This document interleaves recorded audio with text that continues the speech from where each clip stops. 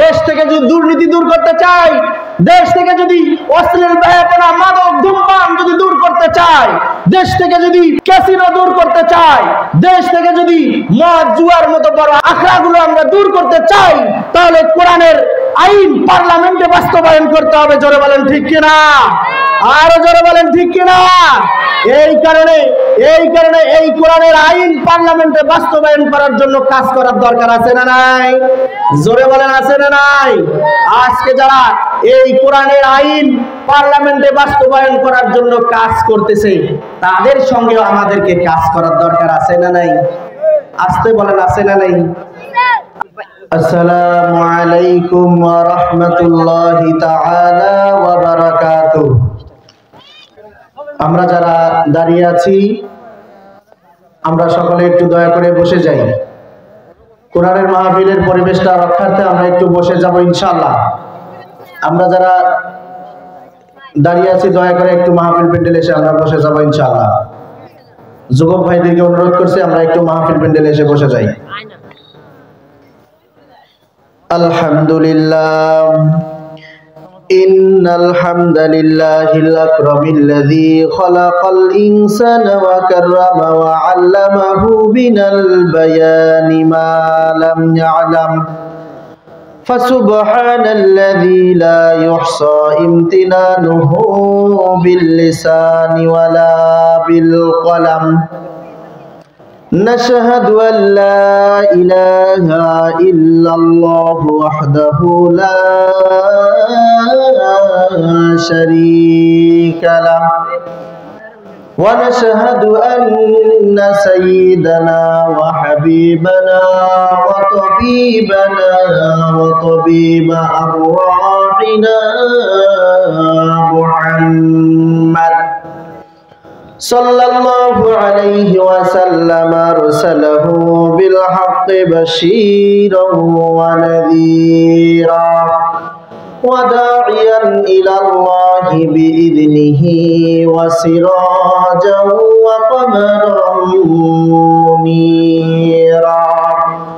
فقد قال الله تعالى في كلامه المجيد وفرقانه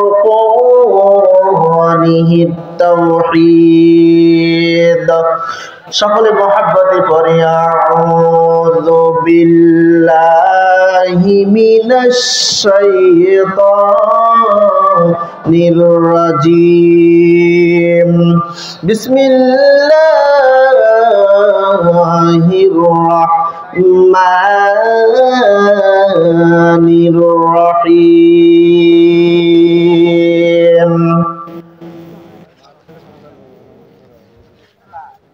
يا أيها الذين آمنوا إذا نودي للصلاة من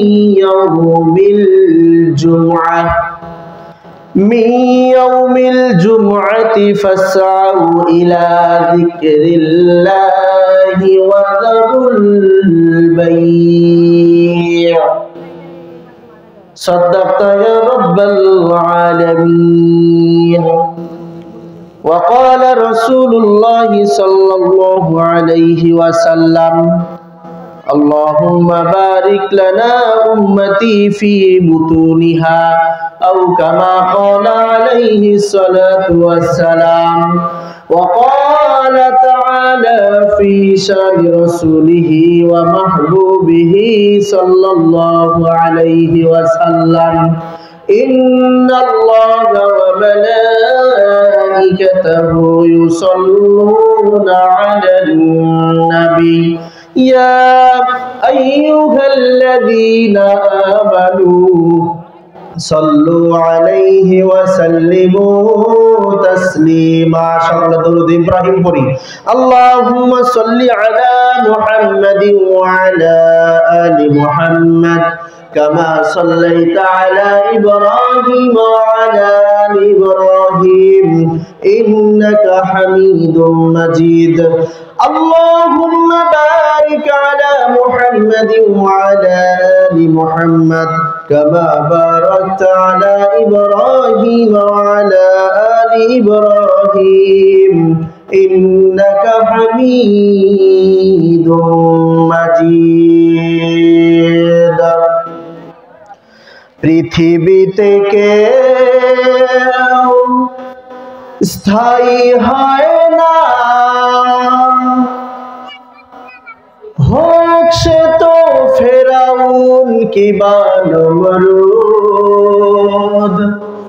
কেউ ভবে চিরকাল রয় না, কেউ ভবে চিরকাল রয় না। পৃথিবীতে কেউ স্থায়ী হয় না, হোক সে তো ফেরাউন কিবা নমরুদ, কেউ ভবে চিরকাল রয় না, কেউ ভবে চিরকাল রয় না। আলহামদুলিল্লাহ। সম্মানিত উপস্থিতি, সম্মানিত হাজিরিন, কিসমত পারুল ইসলামী সমাজ কল্যাণ পাঠাগারের উদ্যোগে আজকের এই ঐতিহাসিক তাফসিরুল কোরআন মাহফিলের সম্মানিত সভাপতি, বাংলাদেশ জামাত ইসলামী 2 নং পারুল ইউনিয়নের সম্মানিত সভাপতি জনাব হাফেজ মোহাম্মদ আলমগীর হোসেন সাহেব, আজকের তাফসিরুল কোরআন মাহফিলের প্রধান অতিথি হিসাবে যিনি উপস্থিত থাকবেন, ইসলামী আন্দোলনের এক অন্যতম সিপাহ সালার, বাংলাদেশ জামাত ইসলামী রংপুর মহানগরের সম্মানিত আমির জনাব মাওলানা মোহাম্মদ এটিএম আজম খান, আজকের তাফসিরুল কোরআন মাহফিলের প্রধান বক্তা সুদূর কুষ্টিয়া থেকে যিনি এসে আলোচনা রাখবেন, বিশিষ্ট ইসলামী চিন্তাবিদ মুফাসসিরে কোরআন হযরত মাওলানা মোহাম্মদ ইব্রাহিম খলিল মুজাহিদ কুষ্টিয়া। বিশেষ অতিথি এবং আমার সামনে উপবিষ্ট দিনদার পরহেজগার মুসলমান মুত্তাকি ভাইরা, সকলের প্রতি আমার আবারও হৃদয় নিংড়ানো সশ্রদ্ধ ভালোবাসা এবং মহব্বতের সালাম। আসসালামু আলাইকুম ওয়া রাহমাতুল্লাহি তাআলা ওয়া বারাকাতুহু। সালাম নিলে কি গুনাহ হয় নাকি? সালাম নিলে যদি গুনাহ না হয়, সালাম নিলে সওয়াব আছে না নাই? কথা বলতে হবে, আছে না নাই? তাহলে আমি আবারও সালাম দিচ্ছি, আসসালামু আলাইকুম ওয়া রাহমাতুল্লাহি তাআলা ওয়া বারাকাতুহু। সম্মানিত প্রিয় উপস্থিতি, তাফসিরুল কোরআন মাহফিলের মানুষ আসে প্রধান বক্তার আলোচনা শোনার জন্য।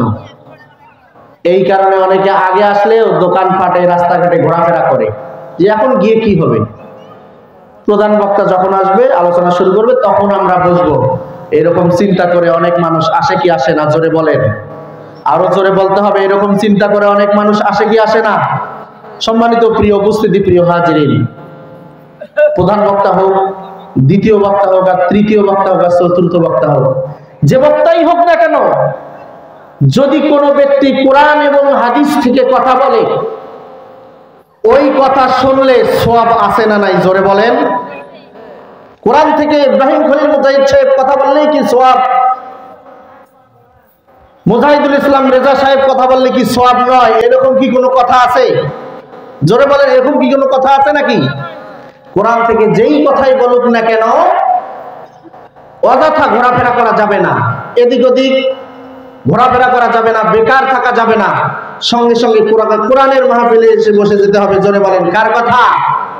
আল্লাহর কথা। আল্লাহ কি বলতেছেন শোনেন প্রিয় ভাইরা আমার।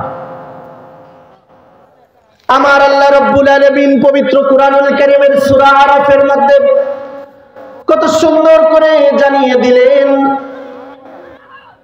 وَإِذَا قُرِئَ الْقُرْآنُ فَاسْتَمِعُوا لَهُ وَأَنصِتُوا لَعَلَّكُمْ تُرْحَمُونَ। জোরে বলেন আল্লাহু আকবার। সম্মানিত প্রিয় ভাইরা আমার, প্রিয় উপস্থিতি, আমার আল্লাহ রাব্বুল আলামিন বললেন, وَإِذَا قُرِئَ الْقُرْآنُ, ও বান্দারা, তোমাদের সামনে যখন কোরআন থেকে আলোচনা করা হবে, কোরআন থেকে বক্তব্য দেওয়া হবে, কোরআনের আলোচনাগুলো যেখানে হবে এদিক ওদিক ঘোরাফেরা করা যাবে না, এদিক ওদিক ছুটাছুটি করা যাবে না। ফাসতামিউ লাহু, আমার আল্লাহ বললেন মনোযোগ দিয়ে কোরআনটা শুনতে হবে। জোরে বলেন সুবহানাল্লাহ। সম্মানিত প্রিয় ভাইয়েরা, আমার কথাটা এমনি আল্লাহ বললো নাকি? আল্লাহ রাব্বুল আলামিন তারপরে আমাদেরকে পুরস্কারের ব্যবস্থা করে দিলেন। ও বান্দারা, তোমরা যদি মনোযোগ দিয়ে কোরআনের কথাগুলো শুনতে পারো, সেটা তৃতীয় বক্তার আলোচনা হোক আর দ্বিতীয় বক্তার হোক, এমনকি প্রধান বক্তার আলোচনা হোক না কেন, যে ব্যক্তি কোরআন থেকে আলোচনা করবে যদি মনোযোগ দিয়ে কোরআনের কথাগুলো শুনতে পারে গো বান্দা, আল্লাহ রাব্বুল আলামিন বললেন ওয়ানসিতু লাআল্লাকুম তুরহামুন। জোরে বলেন আল্লাহু আকবার। আমার আল্লাহ বললেন আমি আল্লাহ রাব্বুল আলামিন ওই বান্দার উপর রহমত নাজিল করতেই থাকবো। জোরে বলেন সুবহানাল্লাহ। তাহলে কোরআনের আলোচনা শুনলে আমাদের উপর রহমত নাজিল করবেন তিনি কে?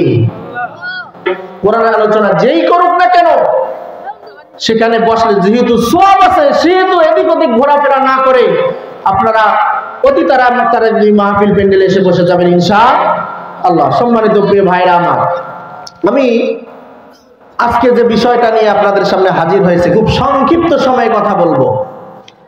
বিষয়টা হইতেছে কোরআন এবং হাদিসের ভিত্তিতে জীবনে বরকত লাভের উপায়। আমাদের জীবনে বরকতের দরকার আছে না নাই? আমাদের জীবনে বরকতের দরকার আছে। সারাদিন কত কাজ কাম করি, চাকরি করি, অফিস করি, জমির পিছনে ছুটি, ক্ষেত খামারের পিছনে ছুটি, সংসারের পিছনে ছুটি, এভাবেই জীবনটাকে পার করতেছি। কিন্তু দিন শেষে গিয়ে আমাদের আপত্তি হয়ে যায় যে হুজুর জীবনে আল্লাহর কোনো বরকত রহমত পাইলাম না। এরকম ভয় কি হয় না? জোরে বলে। সারাদিন পরিশ্রম করে জীবনে যদি আপনি আল্লাহর বরকতই হাসিল করতে না পারেন, এই পরিশ্রমের কোনো দাম আমার আল্লাহর কাছে আছে? জোরে বলে।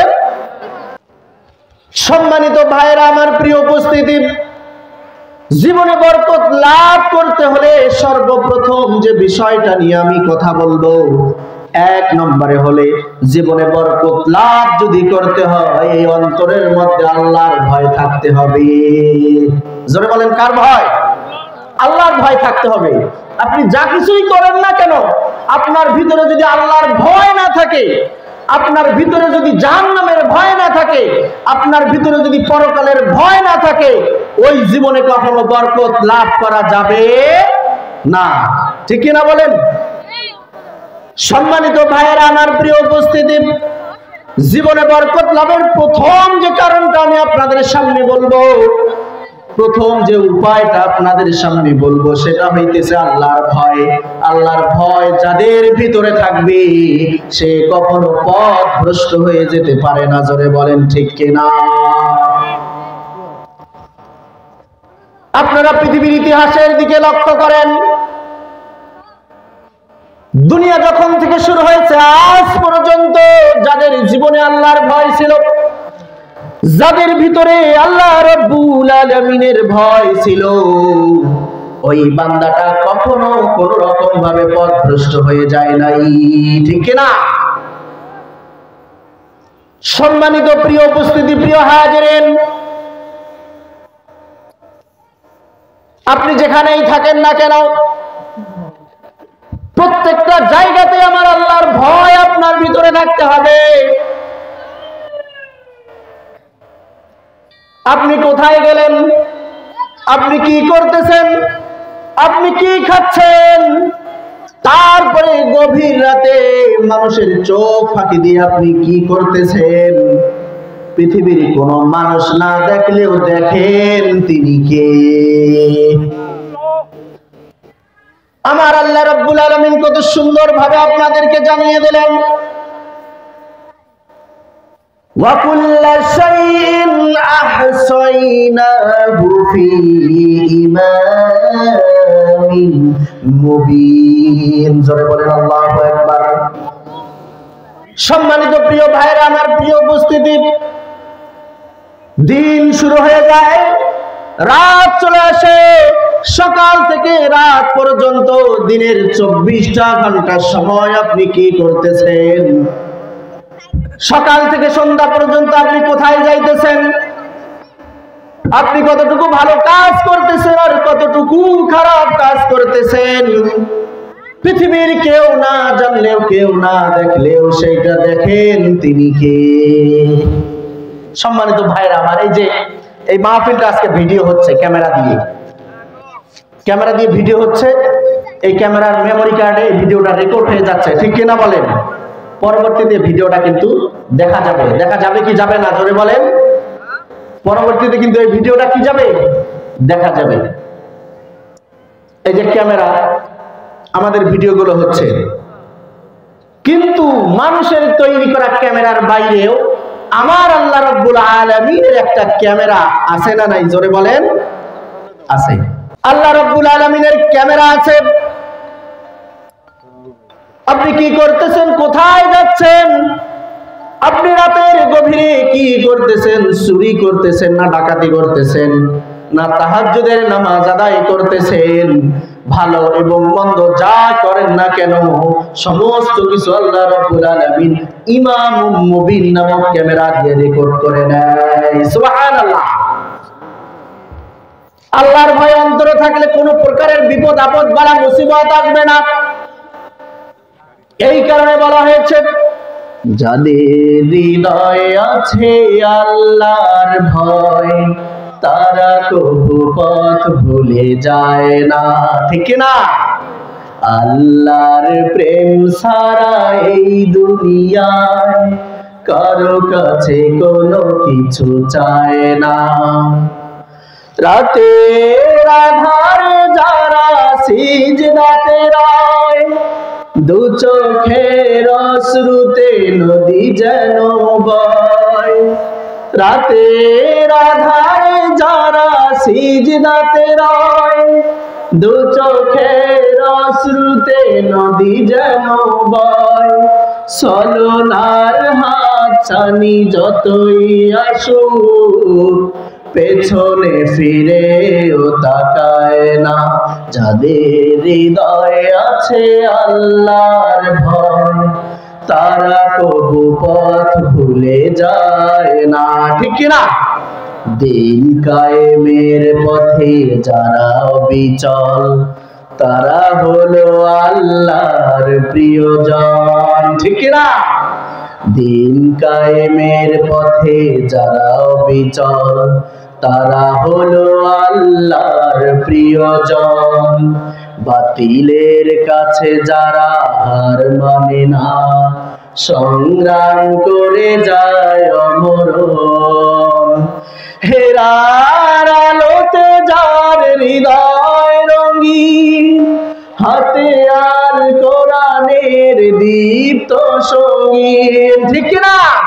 জীবনের শেষ মুহূর্ত পর্যন্ত আল্লাহর ভয় যাদের ভিতরে থাকবে তাদের বিজয় সুনিশ্চিত, জোরে বলেন ঠিক কিনা?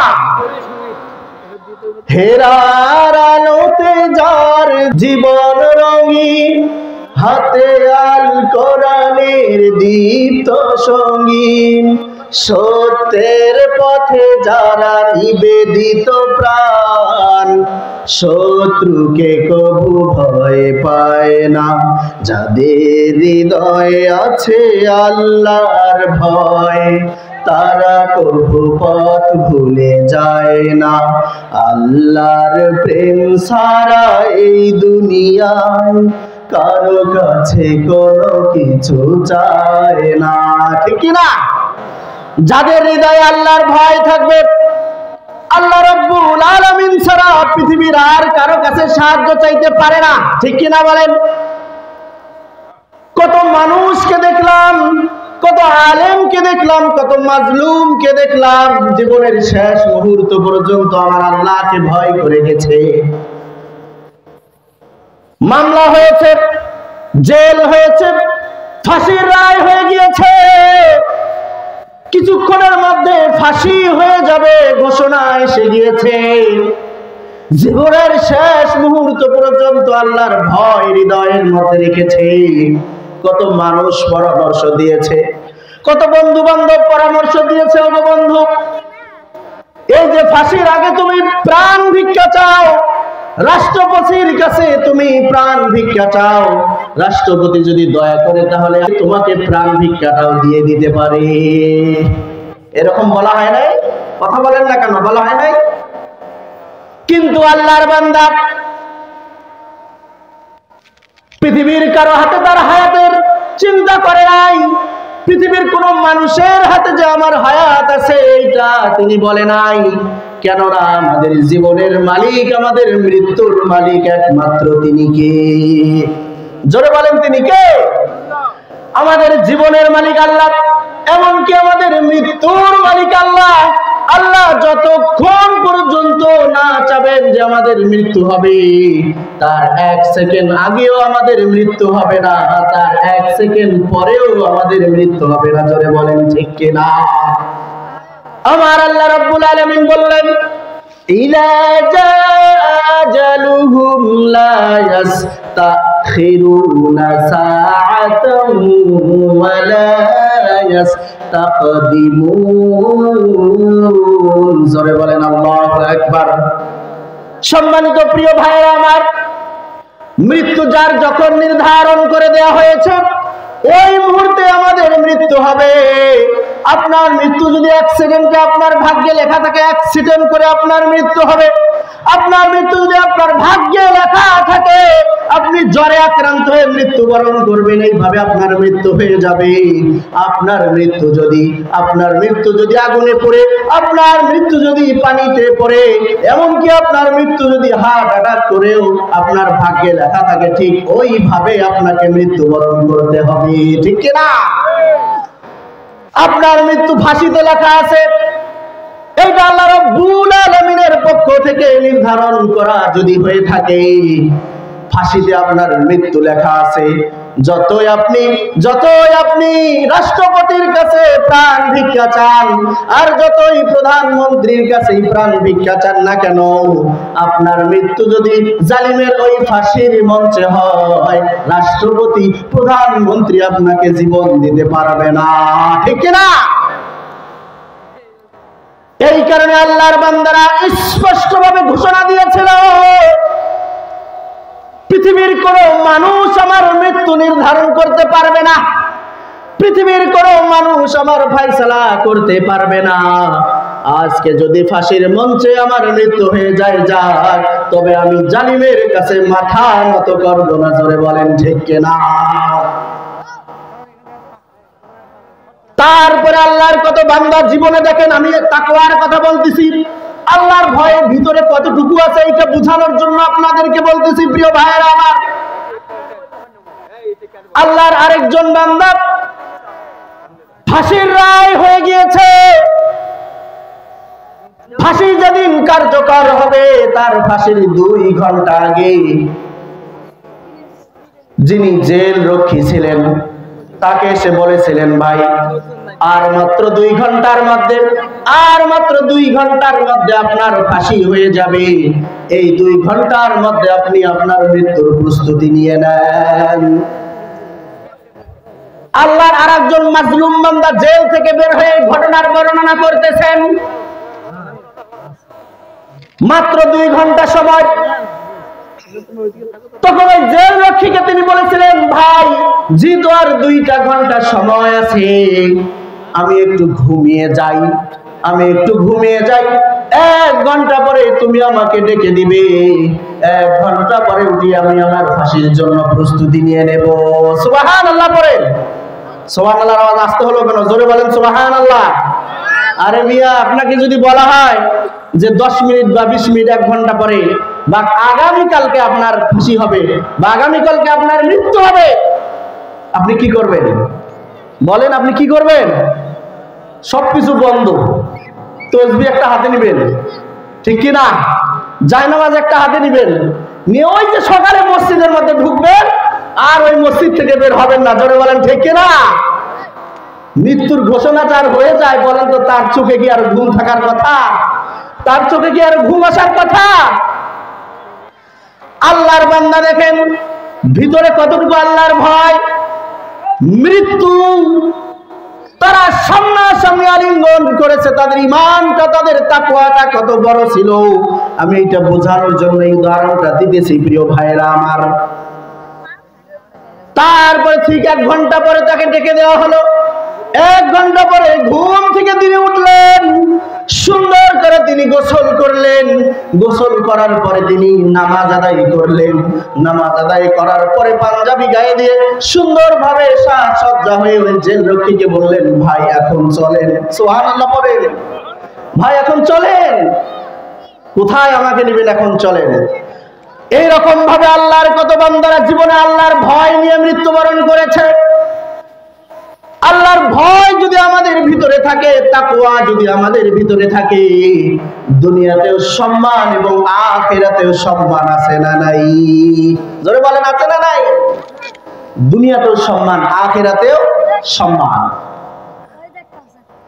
এই কারণে যতই ষড়যন্ত্র হোক, যতই জেল হোক, আর যতই জুলুম হোক, নির্যাতন হোক, যতই মামলা হোক, জীবনের প্রত্যেকটা ক্ষেত্রে যাদের ভিতরে আল্লাহর ভয় থাকবে, ওই বান্দাকে আল্লাহ রাব্বুল আলামিন বিজয় দান করে দেবে। জোরে বলেন সুবহানাল্লাহ। আল্লাহর ভয় ভিতরে ছিল, তাকওয়া ভিতরে ছিল, ধৈর্য ভিতরে ছিল, যার কারণেই তো আল্লাহ রাব্বুল আলামিন দীর্ঘ 15.5 বছর পরে আমাদের বিজয় দান করে দিয়েছে। জোরে বলেন সুবহানাল্লাহ। কিন্তু প্রিয় ভাইরা আমার, এই বিজয় কিন্তু পরিপূর্ণ বিজয় নয়। এই বিজয় পরিপূর্ণ বিজয় নয়। পরিপূর্ণ বিজয় তো তখনই আসবে যখন এই দেশের পার্লামেন্টে, যখন এই দেশের সংসদে কোরআনের আইন পাশ হয়ে যাবে। কোরআনের আইন দিয়ে গোটা দেশটা চলবে, তখনই হবে পরিপূর্ণ বিজয়। জোরে বলেন ঠিক কিনা? জোরে বলেন ঠিক কিনা? হয়তো অনেকে আমরা মনে করে বসে আছি, জালিম তো পালাইছে, জালিম তো পালিয়ে গিয়েছে, এখন আর কোনো সমস্যা নাই। কিন্তু প্রিয় ভাইরা আমার, প্রিয় উপস্থিতি, কোরআনের আইন যতক্ষণ পর্যন্ত পার্লামেন্টে কায়েম হবে না, ততক্ষণ পর্যন্ত জুলুম এই দেশ থেকে চলে যাবে, এই গ্যারান্টি কেউ দিতে পারবে না। জোরে বলেন ঠিক কিনা? কেউ দিতে পারবে না। আগে আমরা দেখেছি কোরআনের মঞ্চে, এই যে কোরআনের মঞ্চে বিভিন্ন বক্তাকে বাধা দেওয়া হতো। এই 5 আগস্টের আগে আমরা দেখেছি, দেখি নাই? বলেন তো, কথা বলতে হবে, দেখি নাই? দেখেছি যে কোরআনের মঞ্চে বক্তাকে অপমান করা হয়েছে, হুমকি দেওয়া হয়েছে, বক্তাকে হত্যা করার পর্যন্ত হুমকি দেওয়া হয়েছে, ঠিক কিনা? কিন্তু দুঃখজনক হলেও সত্য, গত রিসেন্ট 1 সপ্তাহের ঘটনা, গত 2-3 দিন আগের ঘটনা, বাংলাদেশের অন্যতম একজন প্রখ্যাত মুফাসসির কোরআন হযরত মাওলানা মুহাম্মদ আবু বকর সিদ্দিক সালেহী সাহেব যত সম্ভব নাগদাতে এসেছিল। কয় তারিখ জানি? 28 তারিখ না? 28 তারিখ নাগদাতে এসেছিল। এই আবু বকর সিদ্দিক সালেহী সাহেবের একটা মাহফিলে এই রিসেন্ট আমি দেখলাম তথাকথিত একজন নেতা, আমি নাম নাই বললাম, নাম বললে অনেকে আছে মন খারাপ করবে, নাম নাই বললাম, আপনারা দেখবেন। তথাকথিত নেতা এই রিসেন্ট 1 সপ্তাহের ঘটনা, বক্তাকে মাহফিলে হুমকি দিয়েছে, এমনকি তার উপর চড়াও হয়েছে, তাকে আঘাত করবে এরকম উপক্রম সে হয়েছে। এটা কি মানা যায়? আমরা মনে করেছি যে মনে হয় স্বৈরাচার পালিয়ে গিয়েছে, কোরআনের মাহফিলের পরিবেশ ফিরে এসেছে। হ্যাঁ, কিছুটা ফিরে এসেছে, এটা বলা যায়। আগে অনুমতি নেওয়া লাগতো, এখন আর অনুমতি লাগে না, ঠিক কিনা? সুবহানাল্লাহ পড়েন। আগে অনুমতি নেওয়া লাগতো, অমুক জায়গায় কাগজ দাও, তমুক জায়গায় কাগজ দাও, প্রশাসন ইউটিউবে সার্চ দিত ওই বক্তার, যে এই বক্তার আলোচনা ঠান্ডা না গরম, যদি নরম ওয়াজ হয়, সুলসুলা বক্তা হয়, যেটাকে আমরা বলি, তাহলে চলবে, ঠিক আছে, যাও আলোচনা শোনো, সমস্যা নাই। আর যদি দেখা যায় একটু গরম, না, চলবে না। আলহামদুলিল্লাহ, সেই দিক থেকে আমরা একটু মুক্ত হয়েছি, এখন আর অনুমতির প্রয়োজন হয় না, ঠিক কিনা বলেন? কিন্তু প্রিয় ভাইরা আমার, তারপরেও কোরআনের প্রকৃত বিজয় আসে নাই। যে ঘটনাটা বললাম, এখনো এই কোরআনের মাহফিলে তথাকথিত কিছু নেতা কোরআনের মাহফিলে বাধা দিচ্ছে। জোরে বলেন ঠিক কিনা? এই কারণে কোরআনের মাহফিলের প্রকৃত স্বাধীনতা যদি আমরা প্রতিষ্ঠা করতে চাই, দেশ থেকে যদি দুর্নীতি দূর করতে চাই, দেশ থেকে যদি অশ্লীল বেহায়াপনা মাদক ধূমপান যদি দূর করতে চাই, দেশ থেকে যদি ক্যাসিনো দূর করতে চাই, দেশ থেকে যদি মদ জুয়ার মতো বড় আখড়াগুলো আমরা দূর করতে চাই, তাহলে কোরআনের আইন পার্লামেন্টে বাস্তবায়ন করতে হবে। জোরে বলেন ঠিক কিনা? আরো জোরে বলেন ঠিক কিনা? এই কারণে এই কোরআনের আইন পার্লামেন্টে বাস্তবায়ন করার জন্য কাজ করার দরকার আছে না নাই? জোরে বলেন আছে না নাই? আজকে যারা এই কোরআনের আইন পার্লামেন্টে বাস্তবায়ন করার জন্য কাজ করতেছে, তাদের সঙ্গেও আমাদেরকে কাজ করার দরকার আছে না নাই? আসতে বলেন আছে না নাই? আমরা অনেকে গা ঢাকা দিয়ে আছি এখনো, যে না যাই, সবাই তো কাজ করতেছে, আমাকে না কাজ করলে কি হবে না?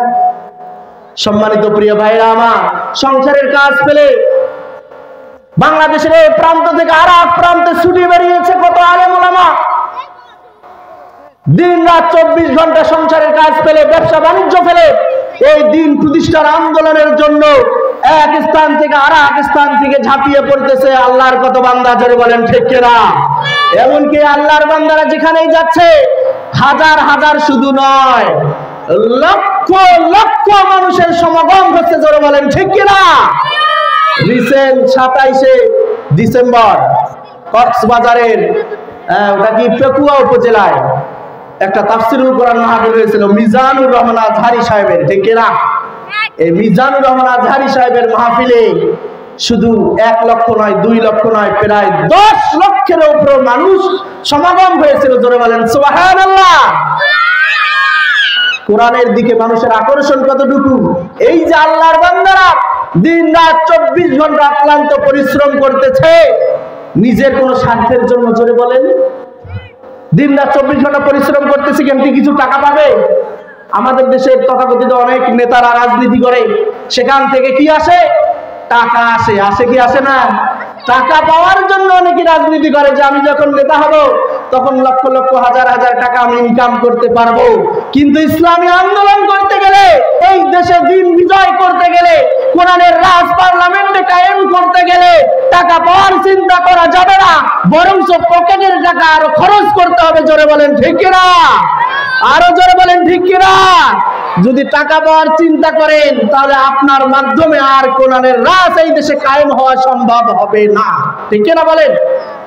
টাকা আরো দিতে হবে। কত মানুষের কাছে টাকার জন্য যখন যাওয়া হয়, ভাই ইয়ানত দেন, বলে যে ভাই দেব, অপেক্ষা করায় যে দেব দেব করতে করতে আপনার জীবন চলে কবরে চলে যাবে। আপনি কখন আরো ইসলামী আন্দোলনের জন্য টাকা দেবেন? ঠিক না? এই কারণে দিন কায়েমের জন্য যদি আমরা আমাদের অর্থগুলো ব্যয় করতে পারি, এই অর্থগুলো সদকায়ে জারিয়া হিসেবে আল্লাহর দরবারে কবুল হয়ে যাবে। জোরে বলেন সুবহানাল্লাহ। আমি আমার জীবন থেকে যতটুকু ইনকাম করি, আমার ইনকাম থেকে যতটুকু সম্ভব ইসলামী আন্দোলনের কাজে ব্যয় করার দরকার আছে না নাই? জোরে বলেন আছে না নাই? ব্যয় করতে হবে। তাহলে এই দেশে কোরআনের রাজ কায়েম হবে। আর কোরআনের রাজ যদি কায়েম হয়ে যায়, এই দেশের আনাচে কানাচে সমস্ত মানুষগুলো সুন্দরভাবে বসবাস করতে পারবে। জোরে বলেন ঠিক কিনা? কোন একদিন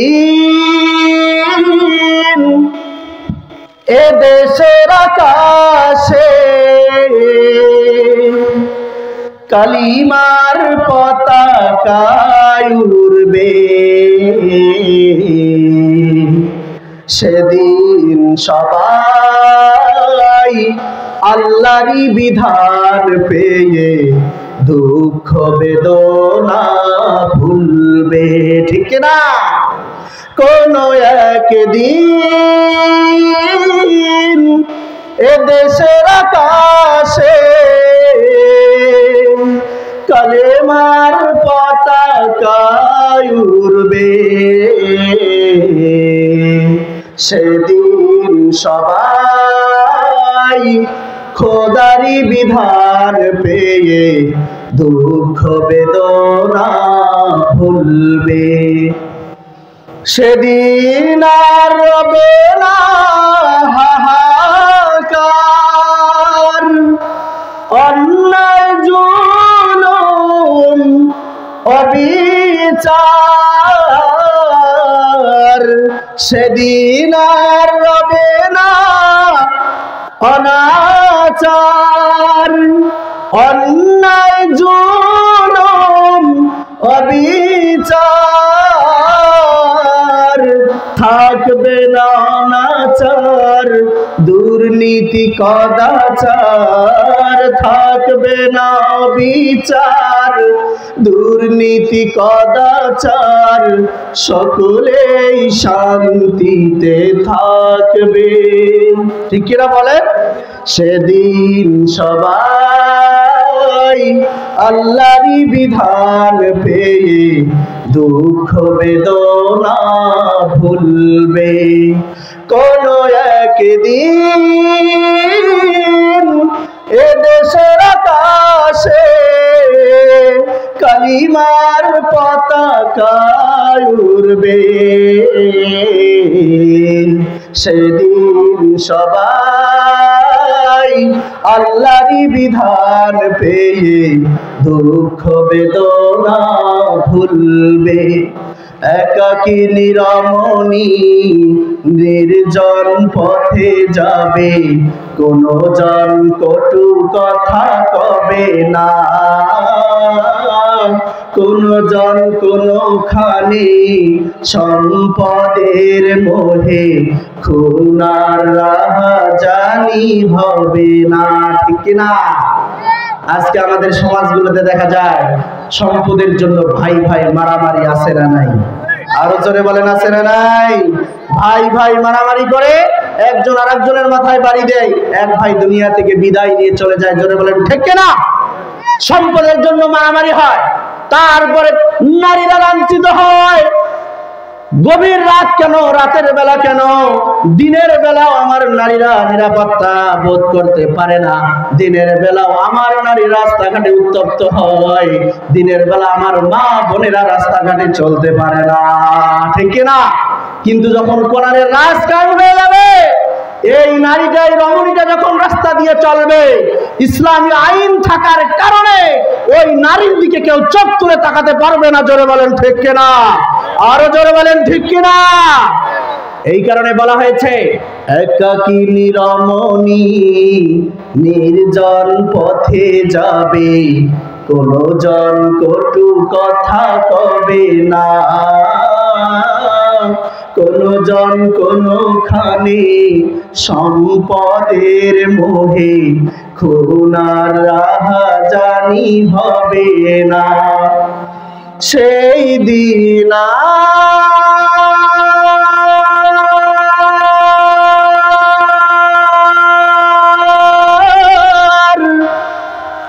নয় বেশি দূরে, সেই দিন নয় বেশি দূরে, আর কিছু পথ গেলে মিলবে। ঠিক না? কোরআনের মুফাসসির একদিন বলেছিল, কোরআনের মুফাসসির, কোরআনের পাখি একদিন বলেছিল, এই দেশে কোরআনের রাজ কায়েম হবে। জোরে বলেন ঠিক কিনা? জালিমের পতন হবে, এই দেশে জালিমেরা থাকতে পারবে না। কেননা এটা ওলি আল্লাহর দেশ, এটা পীর মাশায়েখ বুজুর্গের দেশ, এটা আলেম ওলামাদের দেশ, এটা হাফেজে কোরআনের দেশ, এটা ওলামায়ে কিরামের দেশ। জোরে বলেন ঠিক কিনা? এই দেশের আনাচে কানাচে মুসলমানদের স্মৃতি জড়িত, এই দেশের প্রত্যেকটা জায়গায় আল্লাহর ওলিরা এসে ইসলাম প্রচার করেছে। সিলেটের মাটি ধন্য করে আছে হযরত শাহজালাল শাহ পরান রহমাতুল্লাহ আলাইহি। জোরে বলেন ঠিক কিনা? এই দেশের চট্টগ্রাম অঞ্চলের মাটি ধন্য করে আছে হযরত বাইজিদ বুস্তামি রহমাতুল্লাহ আলাইহি। জোরে বলেন ঠিক কিনা? এই দেশের রংপুর অঞ্চলের মাটি ধন্য করে আছে বিখ্যাত আলেম দ্বীন হযরত মাওলানা শাহ কারামত আলী জনপুরি রহমাতুল্লাহ আলাইহি। জোরে বলেন ঠিক কিনা? বগুড়ার মাটি ধন্য করে আছে মাইসার শাহ সুলতান বলকি রহমাতুল্লাহ আলাইহি। সারা বাংলাদেশের এই মাটিতে আল্লাহর ওলিদের পদচারণা ছিল, এই মাটির নিচে আল্লাহর ওলিরা শুয়ে আছে। বাংলাদেশের এই মাটি ইসলামের মাটি, কোরআনের মাটি। জোরে বলেন ঠিক কিনা? এই কারণে কোরআনের পাখি আল্লামা দেলোয়ার হোসেন সাইদি সাহেব বলেছিল, এই দেশ থেকে জালিমেরা পালাবে, এই দেশে কোরআনের রাজ কায়েম হবে। এই কারণে তিনি কাউকে ভয় করে নাই। তিনি ভারতের ব্যাপারেও বলেছিল, যে ভারত তোমাদের অস্ত্র শক্তি বেশি হতে পারে, ভারত তোমাদের বোমা থাকতে পারে, ভারত তোমাদের মেশিন গান থাকতে পারে, ভারত তোমাদের জনশক্তি বেশি হতে পারে, কিন্তু বাংলাদেশের জনশক্তি কম হলেও, বাংলাদেশের মেশিন গান না থাকলেও, বাংলাদেশের বুলেটের সংখ্যা কম হলেও, বাংলাদেশের ট্যাঙ্কের সংখ্যা কম হলেও, কিন্তু এই বাংলাদেশের মানুষের ইমানি শক্তি বেশি আছে। জোরে বলেন ঠিক কিনা? আরো জোরে বলেন ঠিক কিনা? বাংলাদেশের মানুষের সংখ্যা কম হলেও অস্ত্র না থাকলেও ইমানি শক্তি দিয়ে বাংলার মানুষ লড়বে। জোরে বলেন ঠিক কিনা? বাংলাদেশের মানুষ আজকে লড়তে শিখে গিয়েছে। বাংলাদেশের মানুষ বুলেটের সামনে এইভাবে হাত উঁচু করে দাঁড়িয়ে জীবন দিতে শিখেছে। জোরে বলেন ঠিক কিনা? বাংলাদেশের মানুষ সেই এক যুদ্ধের ঘটনা, এই যুদ্ধের ঘটনাকে কেন্দ্র করে এখান থেকে শিক্ষা নিয়ে এই বাংলাদেশের মানুষও যুদ্ধের মতো ভূমিকা পালন করতে সক্ষম হয়েছে। জোরে বলেন ঠিক কিনা? ওই এক যুদ্ধের ঘটনা আপনারা শোনেন নাই? যত সব যুদ্ধটার নাম আমার মনে নাই। ওই এক যুদ্ধে একজন ব্যক্তি যুদ্ধের ময়দানে দেখছে অনেকে আহত, তিনি পানি নিয়ে গেছেন, ভাই পানি লাগবে। তখন বলেছেন, ভাই আমি তো বেঁচে আছি, দেখেন পাশের আরেকজন হয়তো বা আমার চাইতে বেশি কাতরাচ্ছে। তখন পানি নিয়ে ওই ব্যক্তিটার কাছে গিয়েছে, ওই ব্যক্তিটা বলেছে যে ভাই আমিও তো বেঁচে আছি, দেখেন আরেক ভাইয়ের হয়তো বা পানি লাগবে, এই পানিটা তাকে দিয়ে আসেন। আরেক ব্যক্তির কাছে পানিটা নিয়ে যাওয়া হয়েছে। তারপর ওই ব্যক্তিটা বলেছে আরেক ব্যক্তির কাছে যাওয়া হয়েছে। সর্বশেষ ব্যক্তির কাছে যখন গিয়েছে, গিয়ে দেখে সর্বশেষ ব্যক্তিটা আল্লাহর দুনিয়া থেকে চলে গিয়েছে। ওই ব্যক্তিটা পানি নিয়ে ফিরে যখন এই আবার পূর্বের ব্যক্তির কাছে ফিরে এসেছে, পূর্বের ব্যক্তির কাছে ফিরে এসে দেখলে সেও দুনিয়া থেকে বিদায় নিয়ে চলে গিয়েছে। তার পূর্বের ব্যক্তির কাছে এসে দেখে সেও দুনিয়া থেকে বিদায় নিয়ে চলে গিয়েছে। প্রথম ব্যক্তির কাছে এসেও দেখে সেও দুনিয়া থেকে বিদায় নিয়ে চলে গিয়েছে। এই যুদ্ধের ইতিহাস থেকে বাংলাদেশের যুবকেরা আজকে শিক্ষা গ্রহণ করেছে, যার কারণে ঢাকার রাজপথে ওই মীর মুগ্ধ পানি পানি বলে মানুষকে বিনামূল্যে পানি বিতরণ করেছে। জোরে বলেন ঠিক কিনা? আরো জোরে বলেন ঠিক কিনা? এইটা কিন্তু মুসলমানদের যুদ্ধ থেকে শিক্ষা গ্রহণ করার একটা ফলশ্রুতি। জোরে বলেন ঠিক কিনা? এই মীর মুগ্ধ ভাই বিনামূল্যে পানি পানি বলেছিল। ভিডিও ফুটেজ তো আপনারা দেখেন নাই যে ভাই পানি লাগবে, কারো পানি। তারপরে আল্লাহর ইচ্ছা ওই বুলেট এসে মীর মুগ্ধ ভাইয়ের বুক ঝাঁঝরা করে দিয়ে তাকে দুনিয়া থেকে বিদায় নিয়ে চলে যাওয়া লাগছে। জোরে বলেন ঠিক কিনা? আমার দেশের সোনার ছেলেরা আজকে জীবন দিতে শিখে গিয়েছে। ওই উমায়ের মতো, ওই খাব্বাবের মতো, ওই সুমাইয়ার মতো, ওই বিলালের মতো আজও বাংলার মানুষ জীবন দিতে শিখে গিয়েছে। জোরে বলেন ঠিক কিনা? কেননা বাংলাদেশের মানুষের অধিকার আদায়ের জন্য, বাংলাদেশের মানুষের ঈমান রক্ষার জন্য, এই বাংলাদেশ থেকে জুলুম নির্যাতন বিদায় করার জন্য ওই বাংলার যুবকেরা আজকেও জীবন দিতে শিখে গিয়েছে। জোরে বলেন ঠিক কিনা? সম্মানিত প্রিয় উপস্থিতি, জোরে বলেন ঠিক কিনা? এই কারণে মুসলমানদেরকে ভয় দেখিয়ে কোনো লাভ নাই। আজকে ভারতের নিউজগুলো দেখেন না, প্রতিদিন ভারত লাফালাফি শুরু করে দিয়েছে, বিভিন্নভাবে তারা বাংলাদেশকে উস্কায় দিচ্ছে। হিন্দুদের বাড়িঘর যথেষ্ট ভালো আছে আমাদের সমাজে, হিন্দুদের মন্দির বাড়িঘর গুলো ভালো আছে না বলেন তো? কিন্তু তারা তাদের টেলিভিশনে দেখাচ্ছে কোন সময়কার কোন ভিডিও ফুটেজ নিয়ে এসে এডিটিং করে তারা দেখাচ্ছে যে না বাংলাদেশের হিন্দুদের উপর নির্যাতন করা হচ্ছে। দেখে না এরকম দেখাচ্ছে না অনেকে দেখাচ্ছে। তারপরে ইসকনকে উস্কায়া দিয়ে তারা মনে করেছে আদালত চত্বরে যদি একজন ব্যারিস্টারকে যদি আমরা দুনিয়া থেকে বিদায় করে দিতে পারি মুসলমানকে, তাহলে মুসলমানরা ক্ষেপে উঠবে, মুসলমানেরা ফুঁসে উঠবে। মুসলমানরা যদি ফুঁসে ওঠে তাহলে এই যে একটা দাঙ্গা সৃষ্টি করার একটা পরিকল্পনা তৈরি করা যাবে, তাহলে এই দেশের ওপর একটা চাপ সৃষ্টি করা যাবে। এইরকম ষড়যন্ত্র আমাদের দেশে করা হইতেছে কি হইতেছে না? জোরে বলেন, করা হচ্ছে না? এই যে চট্টগ্রামের আদালত চত্বরে সাইফুল ইসলাম আলিফ ভাইকে প্রকাশ্যে দিবালোকে তাদের পাঠা বলি করা ছুরি দিয়ে প্রকাশ্যে দিবালোকে গলা কেটে জবাই করে হত্যা করা হয়েছে। জোরে বলেন ঠিক কিনা? এই ফুটেজ সারা বাংলাদেশের মানুষ দেখেছে।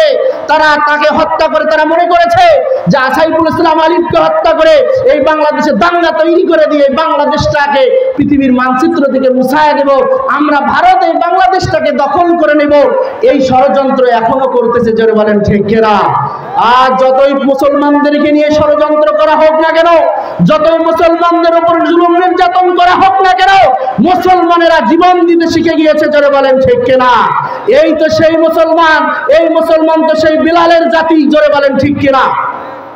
যেই বিলাল রাদিয়াল্লাহু তাআলা আনহুকে ঈমান আনার অপরাধে কাফের মুশরিক বেঈমানেরা ধরে নিয়ে গিয়েছিল একজন হাবশী মানুষ, গোলাম মানুষ, গায়ের চামড়া একবারে কালো, কুচকুচে কালো, নাকটা বোসা, একদম বিশ্রী দেখতে একটা মানুষ ঈমান এনেছে।